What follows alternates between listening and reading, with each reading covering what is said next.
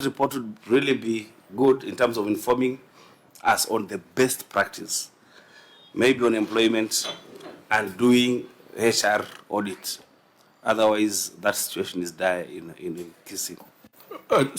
In line with what we had discussed earlier, clerks, let's prepare the list of shame. I'd already presented that to the Senate. When I was moving the report, I referred to the fiduciary risks report, where we said that 16 county governments spent more than 50% of their revenue on wages and benefits. And I think we listed the counties that were in that space. Kisii is the highest, followed by Mombasa, followed by Elgeyo Marakwet, Nyeri, Nairobi, etc.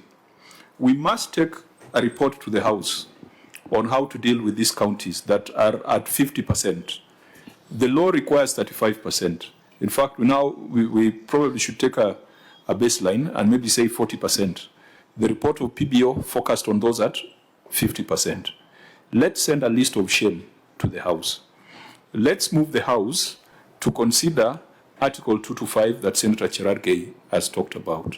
Article 225 provides for stoppage of transfer of funds where there's a persistent material breach of the law, and to be at 68% against 35%, there is no greater definition of persistent material breach of the law. But before we take the motion to the House, we allow the counties to come and present the measures that they are taking, so that by the time we reach the conclusion that the CS Treasury should invoke Article 225, at least you have had an opportunity to be heard. I think, honorable members, that's a good approach. Yes. Governor? Chair, I think that's a good approach, but I want to categorically put it here. The county of Kisii has not employed. The only replacement I've done is the 48. It should go to record, Mr. Chairman. We shall test it when you bring the detailed documents before us. And Chair, we will definitely, with the help of the Senate, and I want to thank you guys, you are doing very good work in terms of fighting for resources coming to the counties. It's unfortunate that all this money goes into wage bill. Therefore, it's something that we need really to crack, not as counties, as a nation, as it were. Kisii has not become, what do you call it? Employment Bureau, and it won't. And that's why to date, I could have done even 100. But I refused, Mr. Chairman, other than those replacements that I was making. Thank you. Excuse me, Chair.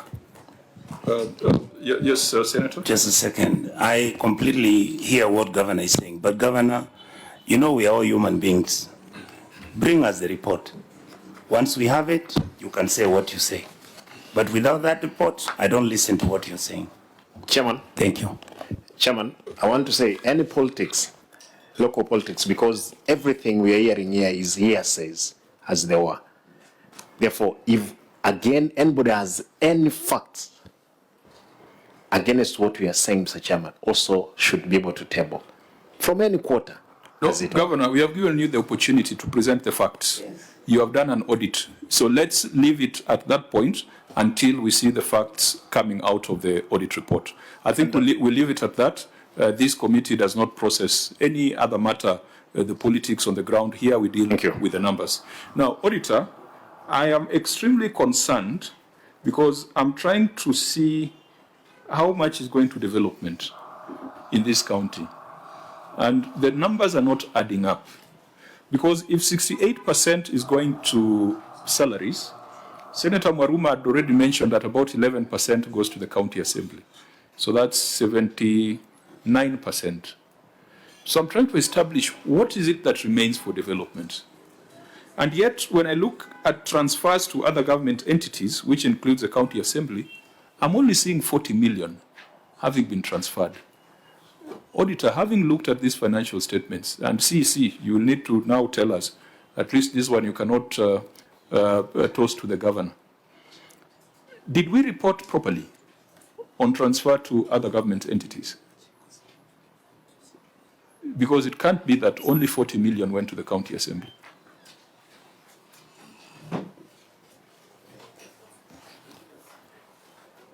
Assembly, we do 1.05.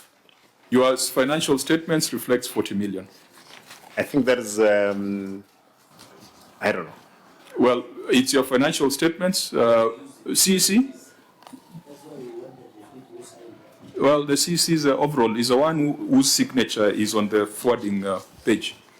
Chairman, those are transfers to CRF, Assembly transfers the co-director, and that year it was 1.1 billion. Thank you, Chair. Sorry, just the one just say that reflected on the FS are transferred to CRF.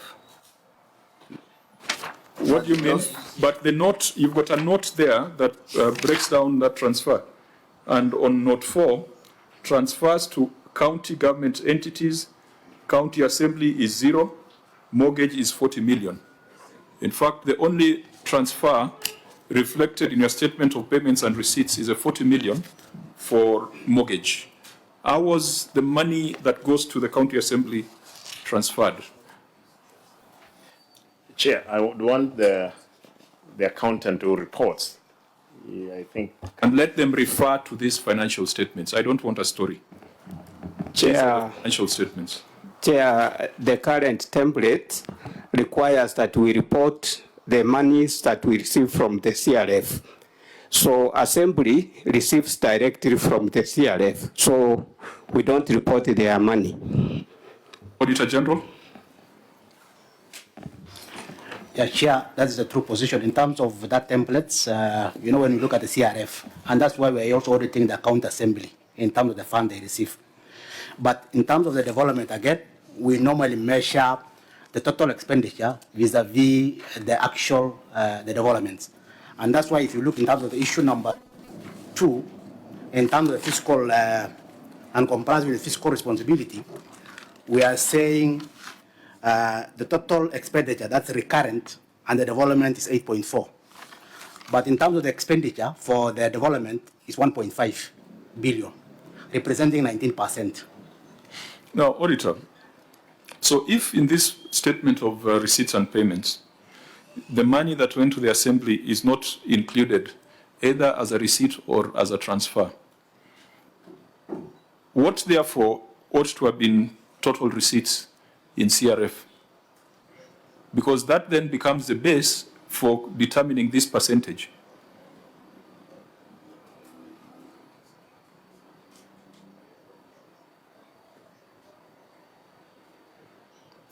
If the assembly received, you said 1.4? No, assembly, the transfer to the assembly. The explanation we are getting is that there is no transfer to the assembly here because it was transferred directly from CRF. Is that the position? So what were the total receipts and therefore transfers in CRF? Because 8.2 billion has been transferred here from CRF. You're saying 1.4 has been transferred from CRF to the assembly.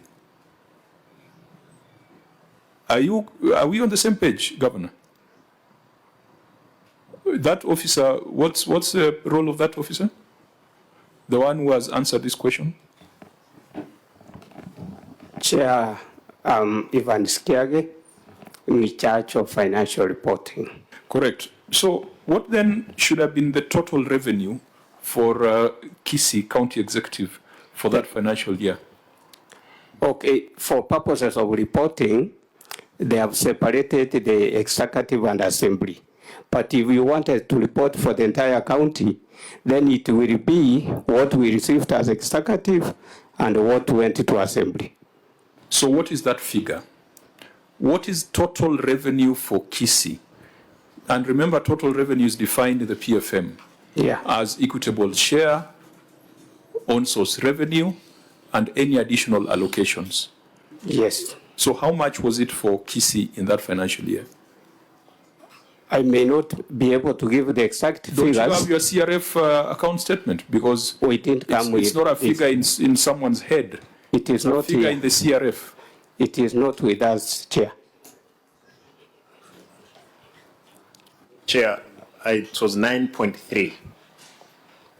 It was 9.3. Yes. Auditor General, you can confirm that?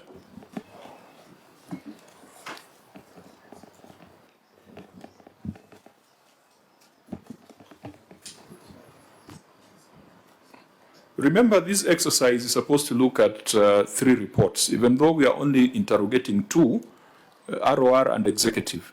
But the CRF, being the source of everything, must always be on the table because it forms part of the conversation.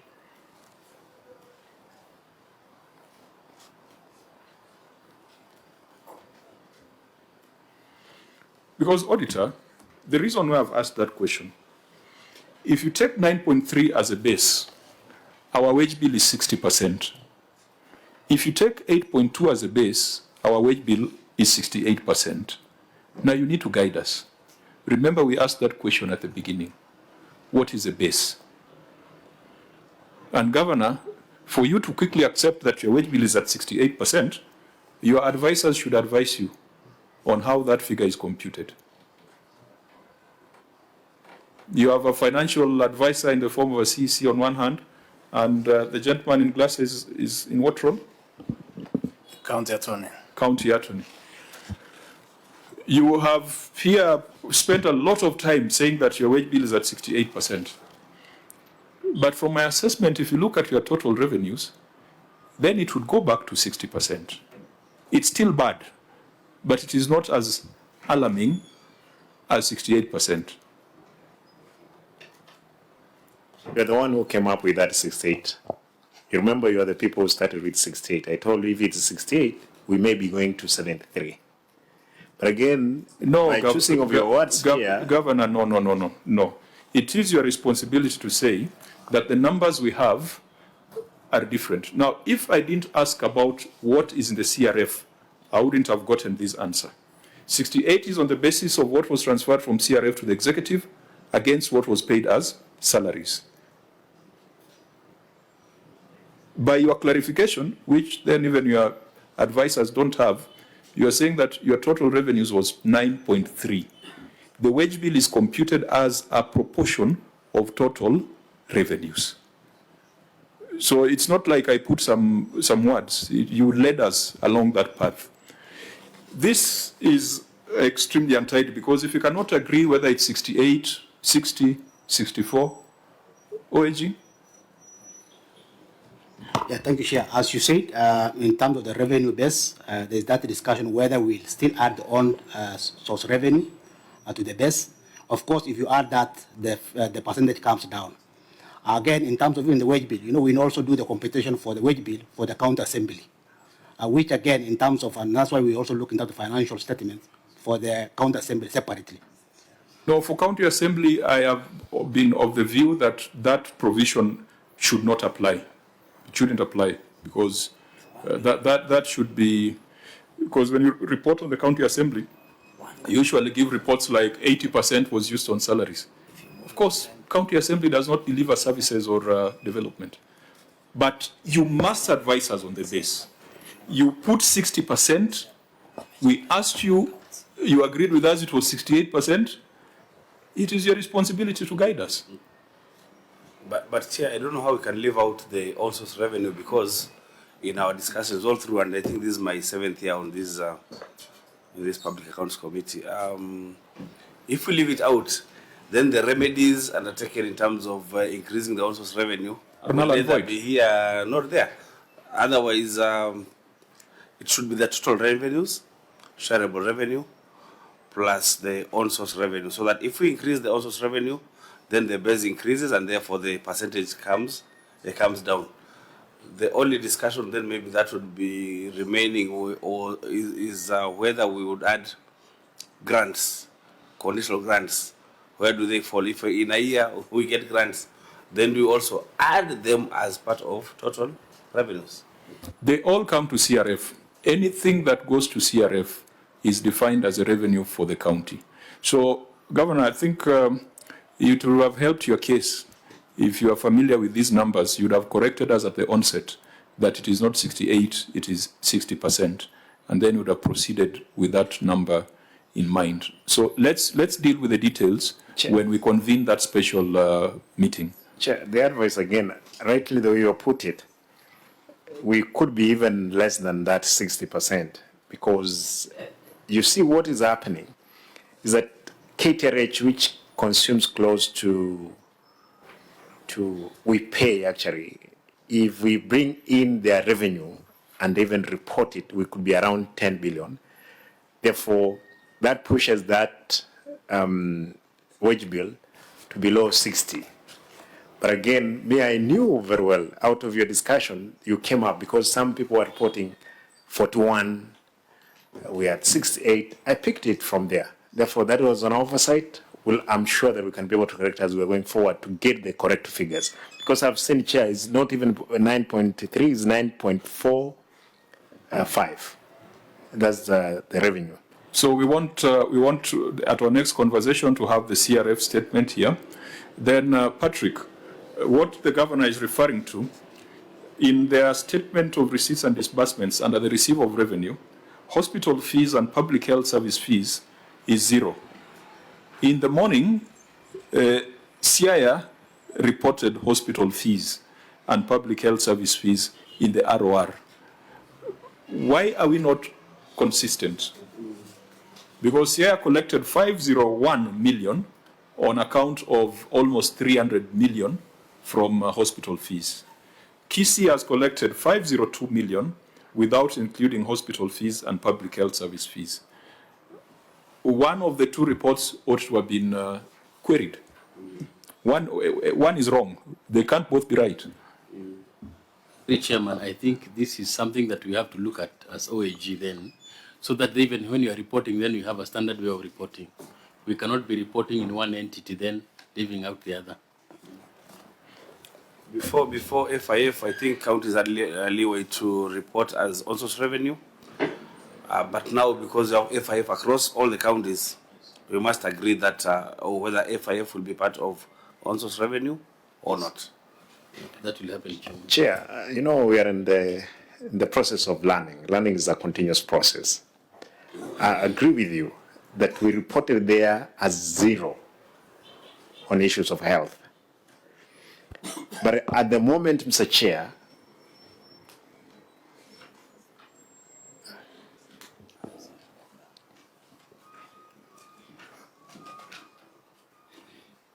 yes, Chair, Governor. Chair, only one facility, that is KTRH, raises 1 billion as we are talking right now, and is not reported, leaving out the level 4s, which we have not reported again there. Therefore, we could be doing more than the 500. Their revenue is not reported here. It's not. But is their expenditure reported here? Yes. Because, Chair, all... The expenditure is part of this compensation that we have here. Yes, Mr. Chairman. Yeah, so you see, that's when you retreat and you ask for these answers or you ask these questions to your officers, they should be able to paint for you a better picture. You remember I was not very happy to be discussing 68 with a potential of 73%. You know, that's a statement of impunity. We should have first gone to the numbers and say, wait a minute, we are not even 68, we are not even 60, we are probably 50-something. So your officers must be able to do that analysis for you and tell you, this is CRF, these are the other funds that are excluded from CRF by legislation of the county assembly. Because I believe that the facility funds are not swept to CRF, are they? Yeah. They are excluded by an act of the county assembly. So we must put together all these funds, all this revenue, no, but if they are excluded, their expenditure should also be reported in those other funds. Chairman, so that then you have fair reporting. We cannot say the financial statements are true and fair if we exclude the revenue from those hospital fees and then include the expenditure here, Chairman. Yeah, that collapses your argument. This thing requires, And that is why we needed people who signed off the financial statements. Because if they were here, it would have been more clarity, because you can see CCM is not even aware. So the end result is that where we have reached, we are not sure what percentage is spent on wages in Kisii County. We cannot say with certainty that this is a percentage. Can we? No, I'm not sure, because the 68 was you are making, Mr. Chairman, with your team. The 68 is the numbers that are here. Yeah, it is not. No, Governor. No, you know, when you say it's our making, yes. you make it sound like we came. Or can you withdraw that? Because 68 was on the basis of total receipts.